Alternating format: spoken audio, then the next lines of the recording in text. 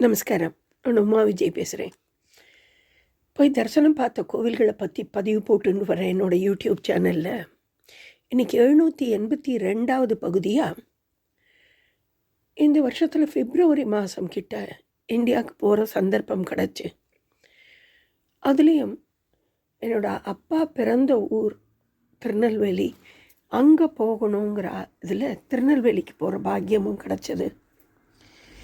அந்த திருநெல்வேலியில் பார்த்த ஸ்தலங்கள், நிறைய ஸ்தலங்களை பற்றி நான் போட்டுன்னு இருந்திருக்கேன்.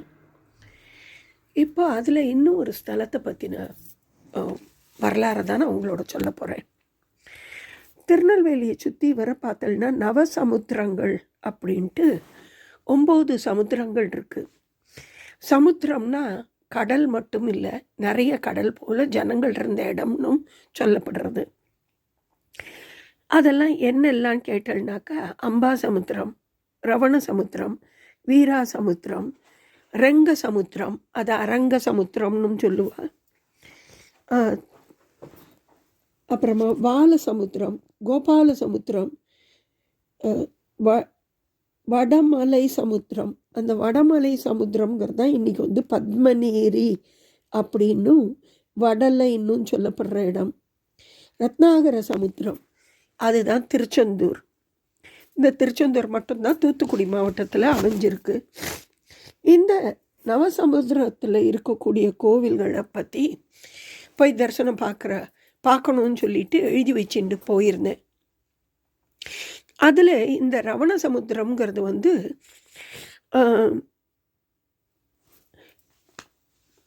ஒரு சின்ன கிராமம். ஆனால் இந்த கிராமம் வந்து நம்ம படங்கள்லாம் பார்க்குற மாதிரி முழுக்க முழுக்க அக்ரகாரத்தோட, அதாவது 1960களில் எப்படி இருந்திருக்கும்னு சொல்லி நம்ம புஸ்தகத்துலலாம் இப்போ படிக்கலாமோ, 60 மட்டும் இல்லை 70 வரைக்கும் கூட இருந்திருக்கும். அதுக்கப்புறம் தான் எல்லாருமே நகர்ந்துட்டா.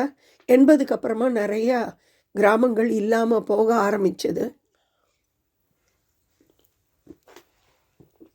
ஆனால் இந்த இடம் வந்து 1960-70களில் போன நினப்பு தான் வருது. அப்படியான ஒரு அக்ரகாரம். அந்த அக்ரகார தெரு வழியாக உள்ளே போனாதான் இந்த ரவண சமுத்திரத்தில் இருக்கக்கூடிய கோவிலை பார்க்க முடிஞ்சுது. இது வந்து 14ஆம் நூற்றாண்டை சேர்ந்தது அப்படின்னு சொல்லப்படுறது. இந்த கோவில் வந்து திருநெல்வேலியிலேருந்து ஒரு 35 கிலோமீட்டர் தூரத்தில் தென்காசி மாவட்டத்தில் அமைஞ்சிருக்கு. இங்கே இருக்கக்கூடிய சுவாமி வந்து மீனாட்சி அம்பாளோட நிறை சொக்கநாதராக தான் இருக்கார். இங்கே இந்த ஸ்தலத்தை பற்றி, இந்த கோவிலில் இப்போ பராமரிச்சுட்டு இருக்கு, இப்போ பூஜை பண்ணிட்டு இருக்கிறவர் 3வது தலைமுறையோ 4வது தலைமுறையோ அந்த மாமாவோட புள்ள திரு சிவ யக்ஞேஷ் அப்படிங்கிறவர். அவர் தான் வந்து இந்த கோவிலை பற்றின விவரங்களை இப்போ அந்த கமிட்டியில் அவரும் ஒருத்தராக இருந்துட்டு பார்த்துட்டு வந்துட்டுருக்கார் அப்படிங்கிறது தெரிய வந்தது. அவரும் எனக்கு நிறைய தகவல்களை கொடுத்தார். இப்போ திருப்பணி நடந்துட்டுருக்கு, கும்பாபிஷேகம் நடக்கணும் அப்படின்னு சொல்லியிருக்கார். அவர் கும்பாபிஷேகத்துக்கு உண்டான ஏற்பாடுகள்லாம் நடந்ததுக்கப்புறமா என்னோட அந்த விவரங்களை பகிர்ந்துண்டா நானும் யூடியூப்பில் போட்டுட்டு தெரிஞ்ச அத்தனை பேரோடையும் பகிர்ந்துக்கலாம். யாருக்கெல்லாம் பங்கேற்க முடியுமோ கைங்கரியத்தில் அதை பண்ணலாம் அப்படின்னு. இங்கே வந்து இந்த கோவிலை பற்றி முதல்ல சொல்லணுன்னாக்கா, இதை வந்து ஆதி காலத்தில் திருமலை நாயக்கர் காலத்தில் இந்த இடம் வந்து ஒரு காடு மாதிரி இருந்திருக்கான். அந்த காட்டை அழிச்சிட்டு மண் கோட்டையாக கட்ட ஆரம்பிச்சிருக்கார். அந்த மண் கோட்டையாக இருந்தபோது இந்த இடத்துல காட்டில் வந்து தேவேந்திரனோட மனைவி இந்திராணி, அவள் வந்து இங்கே ஒரு லிங்கத்தை வச்சு பூஜை பண்ணிட்டு இருந்திருக்கா அப்படின்னு, அதுதான் சொக்கநாதர் அப்படின்னு சொல்லப்படுறது. அதை அந்த இந்திராணி பூஜை பண்ணினான்னு சொல்லி கேட்கும்போது பழைய ஏபிஎன் சினிமாவில் வெள்ளிமலை மன்னவா வேதம் நீ அல்லவான்னு சொல்லி பாடிண்டு பூஜை பண்ணுவார் வரலக்ஷ்மி அம்மா. அந்த மாதிரி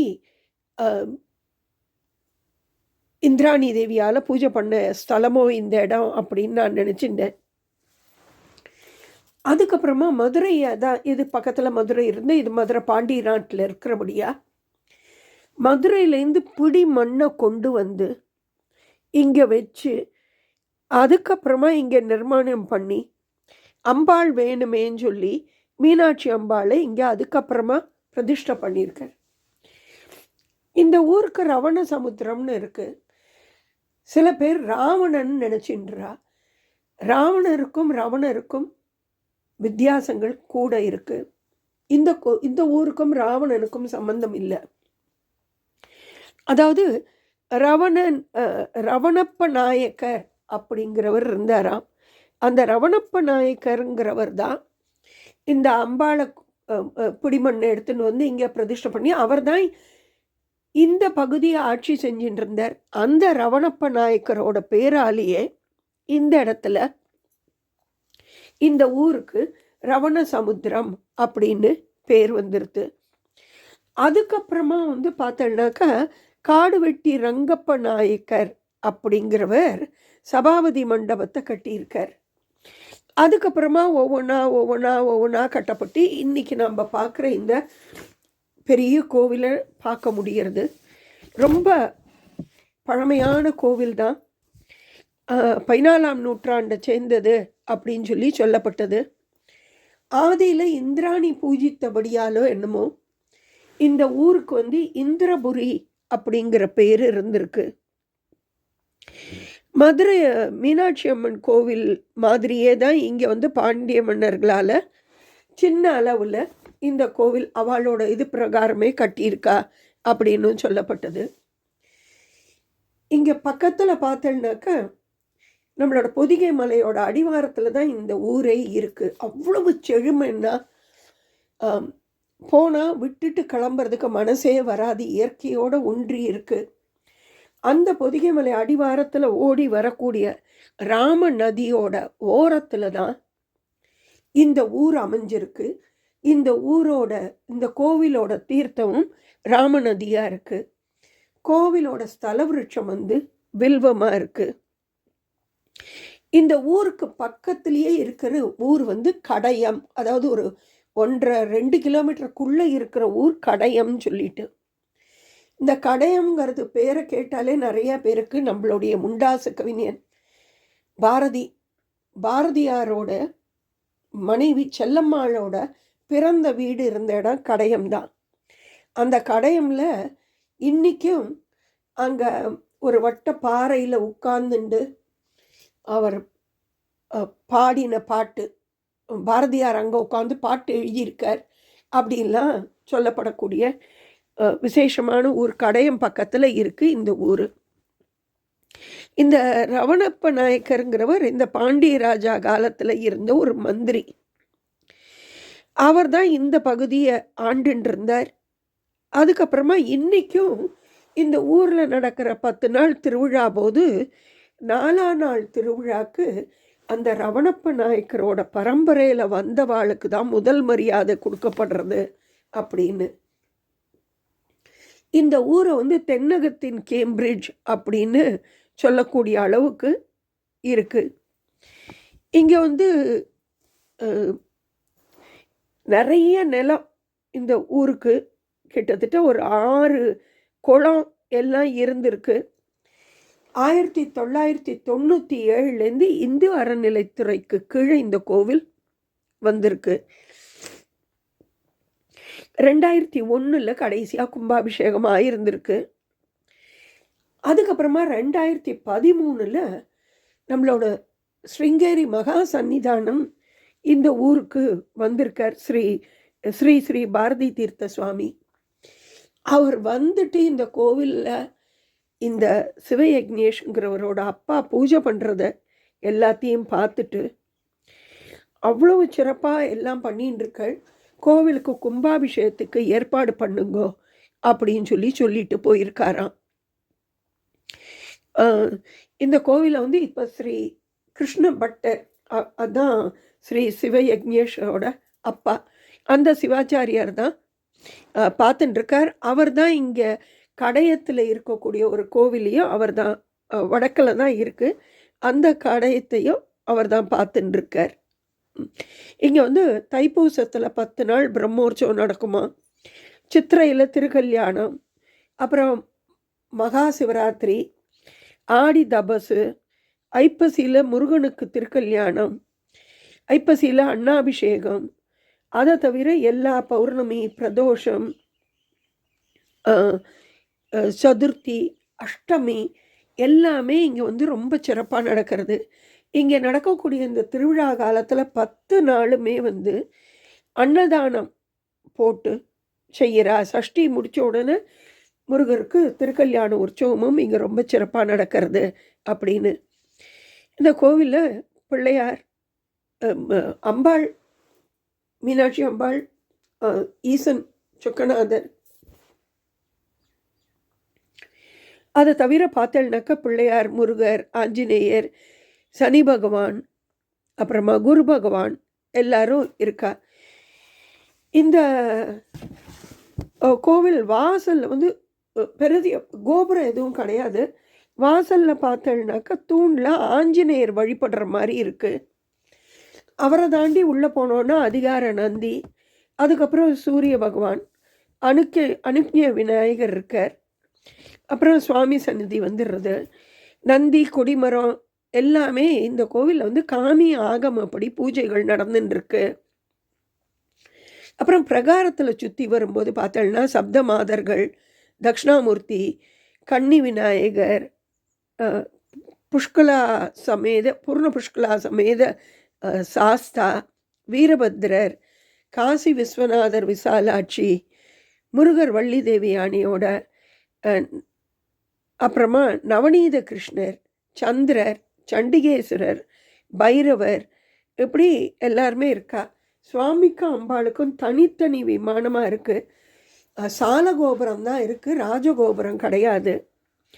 இங்கே வந்து ஜம்புகன்கிற ஒரு தபஸ்வியை வந்து ராமர் கொன்னுட்டாராம்.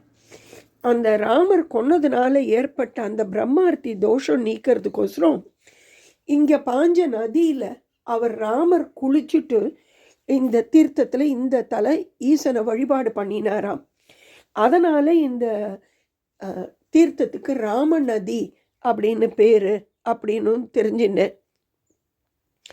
அதுக்கப்புறமா இந்த கோவிலுக்கு உண்டான, நான் இவர் திரு சிவயக்னேஷ் அவர்கிட்ட பேசினேன். இவ்வளோ பழமையான கோவில், இதை நீங்கள் கொஞ்சம் யூடியூப்லேயோ இல்லை கூகுள்லேயோ போட்டு இந்த கோவிலோட வரலாறு எல்லாத்தையும் கொஞ்சம் சொல்லுங்கன்னு சொல்லும்போது எல்லாருக்கும் தெரிய வரும். கோவிலுக்கு வர்றவாளுக்கு ஸ்தல புராணம் எல்லாமே தெரியணும்னு சொல்லும்போது அவர் சொன்னார், ஒரு கமிட்டி போட்டுண்டு அந்த கமிட்டி மூலியமாக அவள் எல்லாருமா சேர்ந்து பண்ணின்னு இருக்கோம், கும்பாபிஷேகத்துக்கும் ஏற்பாடு பண்ணின்னு இருக்கோம். அது முடித்ததுக்கப்புறமா நிறையா விவரங்களை திரட்டி மொத்தமாக ஒரு புஸ்தகம் மாதிரி போடலான்ட்டு இருக்கோம். அப்போ நான் கண்டிப்பாக நீங்கள் சொன்ன பிரகாரம் இதுலேயும் போடுறேன், வலைப்பூலையும் போடுறேன் அப்படின்னு சொன்னார்.